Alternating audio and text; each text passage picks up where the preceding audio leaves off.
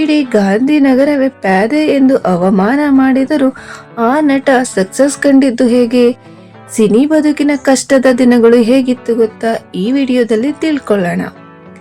80-90ರ ದಶಕದಲ್ಲಿ ಕನ್ನಡ ಸಿನಿಮಾ ರಂಗ ಸಾಕಷ್ಟು ಮಡಿವಂತಿಕೆಯನ್ನು ಹೊತ್ತುಕೊಂಡು ಕೇವಲ ಆಧ್ಯಾತ್ಮಿಕ ಧಾರ್ಮಿಕ ಸಿನಿಮಾಗಳ ಮೂಲಕವೇ ಪ್ರೇಕ್ಷಕರಿಗೆ ಮನೋರಂಜನೆ ನೀಡುತ್ತಿತ್ತು ಅಂತಾನೆ ಹೇಳಬಹುದು. ಇಂತಹ ಸಂದರ್ಭದಲ್ಲಿ ಬ್ರಾಹ್ಮಣ ಕುಟುಂಬದಿಂದ ಬಂದಂತಹ ಕಾಶಿನಾಥ್ ಅವರು ಮಡಿವಂತಿಕೆಗೆ ಮೊದಲ ಪೆಟ್ಟು ಕೊಟ್ಟಂತಹ ನಿರ್ದೇಶಕ ಎಂದರೆ ತಪ್ಪಾಗಲಾರದು. ಹೌದು ಗೆಳೆಯರೆ, ಆಗಿನ ಸಾಕಷ್ಟು ಸ್ಟಾರ್ ನಟರಿಗೆ ಆಕ್ಷನ್ ಕಟ್ ಹೇಳುವ ಮೂಲಕ ತಮ್ಮ ಸಿನಿಮಾದಲ್ಲಿ ಎಲ್ಲಾ ರೀತಿಯಾದಂತಹ ರಸಗಳನ್ನು ಅಳವಡಿಸಿ ಪ್ರೇಕ್ಷಕರಿಗೆ ಜಬರ್ದಸ್ತ್ ಮನೋರಂಜನೆ ನೀಡುವಲ್ಲಿ ನಟ ಕಾಶಿನಾಥ್ ರವರು ಯಶಸ್ವಿಯಾದರು ಅಂತಾನೆ ಹೇಳಬಹುದು. ಆದರೆ ಸಿನಿಮಾ ಬದುಕಿಗೆ ಎಂಟ್ರಿ ಕೊಟ್ಟ ಆರಂಭಿಕ ದಿನದಲ್ಲಿಯೇ ಕಾಶಿನಾಥ್ ಅವರಿಗೆ ಹೇಳಿಕೊಳ್ಳುವ ಮಟ್ಟಕ್ಕೆ ಸಕ್ಸಸ್ ಸಿಗಲಿಲ್ಲ. ಬದಲಿಗೆ ಇವರ ಹೊಸ ಪ್ರಯತ್ನಕ್ಕೆ ಇಡೀ ಕನ್ನಡ ಸಿನಿಮಾ ರಂಗವೇ ಎದುರಾಗಿತ್ತು. ಅಲ್ಲದೆ ಇವರನ್ನು ಪ್ಯಾದೆ ಎಂದು ಹೀಯಾಳಿಸಿದ್ದೂ ಇದೆ. ಎಲ್ಲದರಿಂದಲೂ ಅವಮಾನ ಸೋಲುಗಳನ್ನೇ ಕಂಡಂತಹ ಕಾಶಿನಾಥ್ ರವರು ಗೆದ್ದದ್ದು ಯಾವಾಗ ಹಾಗೂ ಯಾವ ಸಿನಿಮಾದ ಮೂಲಕ ಎಂಬ ಮಾಹಿತಿಯನ್ನು ತಿಳಿದುಕೊಳ್ಳೋಣ. ಹೌದು ಗೆಳೆಯರೇ, ಕಾಶಿನಾಥ್ ರವರು ಬಹುಮುಖ ಕಲಾವಿದನೆಂದರೆ ತಪ್ಪಾಗಲಾರದು.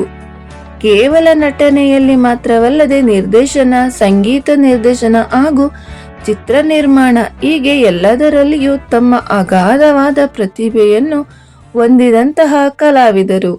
ವಿಭಿನ್ನ ಶೈಲಿಯ ಸಿನಿಮಾಗಳು ಕನ್ನಡ ಸಿನಿಮಾ ರಂಗದ ಯಶಸ್ಸಿಗೆ ಮೈಲಿಗಲ್ಲನ್ನು ಹಾಕಿದಂತಹ ಕಾಶಿನಾಥ್ ರವರು ಅನಂತನ ಅವತಾರ, ಅನುಭವ, ಮೂರ್ಖ, ಹೆಂಡತಿ ಎಂದರೆ ಹೀಗಿರಬೇಕು ಮುಂತಾದ ಸಿನಿಮಾಗಳ ಮೂಲಕ ಸಾಕಷ್ಟು ಸಕ್ಸಸ್ ಅನ್ನು ಕಂಡವರು.